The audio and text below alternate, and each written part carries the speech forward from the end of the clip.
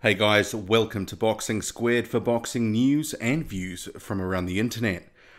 I really am trying to make sense of another slightly strange press conference fronted by Joseph Parker's promoter David Higgins of Duco Events, which we really had it all.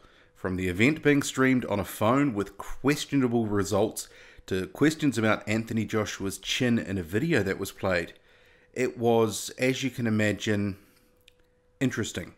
And the media and social media has reacted accordingly. Well, more social media to be fair. So there's a lot to cover off here, including the take it or leave it offer to Eddie Hearn for Joseph Parker to face Anthony Joshua, Higgins' view of the growing rivalry between the boxers, some of the things Parker and his trainer Kevin Barry had to say, a Lucas Brown fight is also waiting in the wings, and of course, that video that Duco touted prior to the media event as rare footage of Joshua getting dropped repeatedly by little-known opponents. I'll then do a wrap-up of my thoughts at the end, because Duco, it was an interesting event to say the least. They didn't cover themselves in glory here with what was obviously a hastily arranged event. And quick note, if you want to watch the news conference in its entirety, which was streamed live over the internet, I've posted it on the channel separately to this video, so fill your boots. By the way, Parker has also issued a challenge to Anthony Joshua fans, or British Anthony Joshua fans, saying he is willing to pay £20,000 if credible evidence of him being dropped can be produced. And this is all about his granite chin and all that sort of thing. So that's very interesting to say the least. Side note, it was mentioned in the press conference, but it was also mentioned by Duco and stuff that they've sent out. Okay, so you may recall I said I would hold off doing any negotiation videos until there was something to say. And in this news conference, Higgins drew a line in the sand saying the deal would have to be an open book revenue share. Why? Because there's a whole lot of revenue streams that are potentially invisible, like host city investment, pub and club, pay-per-view, etc., etc. So a fixed fee doesn't really do it justice. We want all the revenue costs in the pot to see what it is. So all that's to be agreed is what is a fair, respectable ratio for each boxer, for Joshua and Parker. And our team have decided our bottom line minimum we'll drop it a little as a sign of good faith and proof that we're not all talk and we do want to unify. We started around 50 or 40%, and we're going to drop down to 35% of net profit to unify, and we'll take the fight next if Joshua will agree. I'll explain why we feel that anything less than 35% is not only disrespectful to Joseph Parker, but a disgrace. Well, first of all, Joshua has two of the major credible heavyweight belts, and Parker has one of them. So it's sort of around the 2/3, 1/3. There seems a natural justice to that.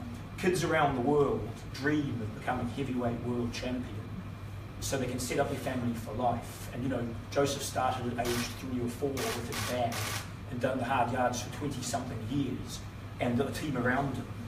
And that's got to count for something. A mandatory belt pays 30%, voluntary usually less. So if a mandatory 30, what's a global unification worth? It's got to be worth 35% for us, because it's an intercontinental event that would only happen once every 10 years. I think the last one was Klitschko 7-8 years ago, and the last undisputed champion was Lennox Lewis. We want to make that happen. We're not all talk. So the onus is now on Eddie Hearn and Anthony Joshua to back up their words. So we now have Joseph Parker's bottom line, 35% of all net profit. Now that is going to be a massive, massive amount of money. 35% may not sound like a lot, but Higgins is not talking about a flat fee here. He's not talking, a simple cut with maybe some upside. But he's talking about 1/3 or just over of all the net profit.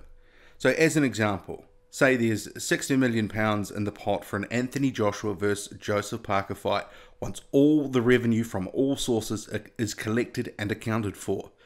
Minus maybe 10 million of that just to stage the event, because these things are expensive. Think of the myriad of things that come along with an event that size. let alone the stadium hire, security, catering. There's all sorts of costs to factor in here. So even if you had £50 million left as clear profit, 35% of that represents £17.5 million for Parker. And when you exchange that into New Zealand dollars, it's well over $30 million New Zealand. Just under 34 actually. But say that, maybe £50 million net profit, maybe that's too much, maybe it's less, maybe it's £30 million. But even then, it still represents a massive, massive payday for Joseph Parker. It's a very different scenario to just a straight up purse split with a flat fee. Joseph Parker, make no mistake about it, and his team, Duco Events, his management team, they are playing hardball. And they're now saying, look, Anthony Joshua, take it or leave it. Do you really want this fight? And sure, we heard a lot of bluster from David Higgins about anything less being disrespectful and disgraceful, to quote him. But I'm sure if push comes to shove, they may still accept something in the vicinity of 35%, say 30 or 33. Time will tell. But what Higgins attempted to do though, it was firmly put the ball back in the court of Hearn and Joshua. Put it back on them. Try to create the narrative that if the fight doesn't happen, that is fairly and squarely on Joshua and Hearn. Even if Hearn and Joshua only care about the money, they should still unify. Why? Because it's triple the size, a true global event, the pie is much bigger, and so we're offering Hearn and Joshua 65% of a very, very big pie. So it will look a little weak if they instead went for voluntary and tried to grab 80 or 90% of a very small pie, and the public, the fans, they'll lose a bit of respect. So even at 55%, they're going to make more money unifying, so there are no excuses. Higgins was also at pains to point out that Parker, he's still got options outside of this potential Anthony Joshua fight should negotiations fail, with Lucas Brown chief among them. And they've even entered, or will be entering, into a conditional contract with the unbeaten Australian, who has previously, as we know, made his confusion clear about the situation on social media, and I covered that in my previous video last night. Now it must be said, I did actually expect that this news conference today, it was going to reveal something we hadn't seen or heard about Anthony Joshua, and the rumours about him getting dropped in sparring and so on and so forth, because what was originally scheduled as a general media event to introduce a new member to Team Parker, Sean Hughes, who's a specialist personal trainer, it turned into something very different entirely. And Duco earlier in the morning had issued an advisory in the hours before saying the time and venue of the news event, the media event, it had changed, and that they had this rare footage of Joshua getting dropped repeatedly by little known opponents. So that obviously set us up and set up the expectations. We're all expecting, well, something juicy is going to go down here. And this is the video that they released publicly.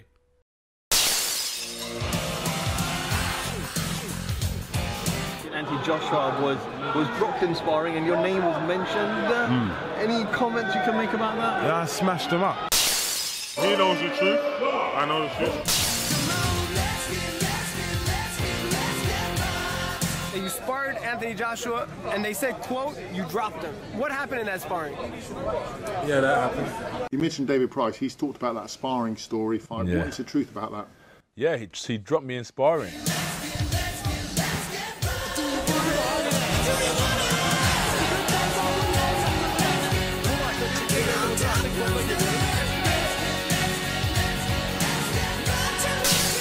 shook Joshua. Joshua's hurt. Joshua's in big trouble.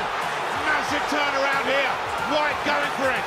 From Mount Klitschko, and Joshua is done.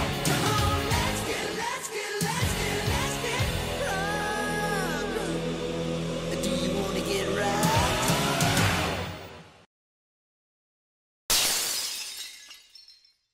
Needless to say, I probably, like many of you, was left very disappointed at the sum total of that video. There was nothing I had not seen or heard. You know, I really thought that they must have stumbled onto something, some sparring footage against some unknown journeyman, and they were set for a big reveal, and had possibly even, slipped someone a brown envelope and paid for the footage. So while it might have been a nice little edit, a decent little video in itself, it did not deliver an earth-shattering blow to Joshua's reputation. In fact, you could argue it was actually all a little silly to produce it in the first place. What did it really achieve? I mean, because if you step back here, look at the video. Ask yourself, what was the actual purpose of it? It was simply a cut together of clips and interviews we'd already seen many times. I mean, even though Higgins claimed Anthony Joshua getting dropped in sparring, etc. is a big secret, it's actually not. We know he's been dropped, and the boxers, they're very keen to tell anyone who will listen. Just remember David Price. But how this video actually helps negotiations? That is beyond me. I just don't know how that actually helps things. Why was it even in this news event? Seems like a lot of time, effort, and energy was expended on this thing. But for what goal? It was out of place in my view. But David Higgins, he did have an explanation for the beef that he is trying to manufacture between Parker and Joshua. And that'll create a rivalry, and a lot of people start demanding Eddie make the fight with Parker unified. So they'll come under massive pressure to unify comparison. And that rivalry and building in the media can turn a $20 million event into a $50 million event. It's hard to say, but the biggest fights always have those ingredients of perceived competition, parochialism, and both guys being stars. And today, again, so Joshua's here in the UK, today we'll get Parker up in profile. And I mean, Wilder's approach is trash talking, our approach is fact. I seriously question what impact some of the tactics Higgins and co are using to try and build up this fight. If anything, I'm becoming increasingly concerned with the shenanigans and how it reflects on Joseph Parker. Remember, this guy's the one standing off to the side, not saying a lot. But he must be on board, presumably. I would hope he's at least questioning some of the tactics, asking what is the end result here? How's this going to reflect on me? Because remember, his image, his brand, that's important to, the way that he is marketed. And all of a sudden they want to seem to change things up and confuse what his image actually is. I mean, Parker's trainer, Kevin Barry, he went on to cite the Mayweather-McGregor fight as an example of what trash talk can do for a fight. We need Joe to be a little bit more aggressive in the media. We all know that Conor McGregor was recently paid $100 million fighting Floyd Mayweather, and he wasn't paid $100 million telling Floyd how pretty he was. He was paid $100 million to abuse him and insult him every chance he got. Not that I'm asking Joe to do that, because that's not the person Joseph Parker is. For me, the strategy of getting Parker and his team to try and manufacture beef, which is effectively what Higgins admitted, it doesn't gel with Parker's persona. He's not good at that stuff. He's actually pretty terrible at it. He does humble well, and that's a good part of his brand. So they can't have it both ways when they say trash talk isn't who Parker is, but they want more of it. Joseph Parker, who generally has a muted social media presence outside of a few things here and there, and someone reposting stories about him on his own Facebook page, which I find extremely bizarre. But anyway, Parker himself, he went on to critique Anthony Joshua's recent outburst on Twitter. Some of the things that he did on Twitter sort of got to him, and he doesn't really react like that on Twitter. No. He's more humble and relaxed, but he was a bit aggressive. And I think, I think he makes a lot of decisions himself. And I guess he keeps saying unification, keeps saying it, but is it actually what he wants? But we're not sure, because they've actually gone pretty quiet. We're giving him every chance to accept the fight. But and like we said, we're the only ones pushing for it. I have to say, Higgins and Barry explaining what the social media strategy is to build up this kind of fight, it really takes away the realness, the grittiness of any developing rivalry. Because we know, or at least we will suspect, anything from here on out, it's just manufactured for a few headlines. A few cheap thrills to get a few readers into it. Final thoughts though. Another largely pointless news conference. The 35% figure, it had actually already been out in the media, in New Zealand media in the last couple of days, and had been reported around the world boxing websites and so forth. So here we have another rinse and repeat job. The whole thing, it really was like deja vu for me, as it promised much but delivered very little in terms of new information or anything of substance. And that was just like the prior media event a couple of weeks ago. And think about what we've seen. We had an adamant Higgins a couple of weeks ago going for 50-50. And then it slipped to 40-60 almost immediately. And now we're at 35-65. It's becoming a race to the bottom. And I'm sure Hearn will keep squeezing. Because he can. They really need to be careful. They don't look like they are begging for a payday. Because it certainly feels like we are entering that territory. At this press conference, it was more notable for its cringy moments, if anything. Specifically, the slightly out-of-place Joshua Glass Chin fax video, the grainy footage streamed from a cell phone, which looked like it might have been about 10 years old, some of Higgins' comments detailing how they are trying to manufacture beef and generate some sort of rivalry, and the fact that the stream started 35 minutes late. 35 minutes late. Couple that with the fact that it all had the feel of a last-minute rush job. And as I detailed earlier, it basically was. They changed tack and set something else up, changed locations. But given there was 1,500 people watching the stream at its peak, like I was looking at that, it needed to be a lot more professional. Someone on social media even posted the question, or posed the question I should say, was Parker doing the presser from his living room? And yeah, given the shambolic nature of this event, it definitely had that feel. I would note that Higgins, he even had the audacity to say if Joshua turned around after not making a unification fight against either Parker or Wilder and fought someone like Alexander Ustinov as a voluntary, that would be deeply embarrassing for him. But yet Duco, they've been looking at the likes of Zhili Zhang and Kyotaro Fujimoto. Make of that what you will. It does appear that what often comes out of Higgins' mouth, it appears, at least on the surface, to be unfiltered stream of consciousness. Whether it is or not, who knows? And whether it ends up being effective for this potential clash, debatable. But at least the line in the sand is drawn, and Higgins, well, he has attempted to put pressure back at Eddie Hearn and Anthony Joshua's feet. That's probably a good thing. Get the attention off them and onto Joshua, put the pressure on him. We'll see where this goes. I mean, if this all falls over, I mean, it's debatable who fans will actually lay the blame at, but 65-35. But then when you go, well, actually, it's net profit. It's a hang of a lot of money. What do you make of it all? What are your thoughts on this second curious press conference? That's, what, 2 in about 2 weeks? For me, a bit strange.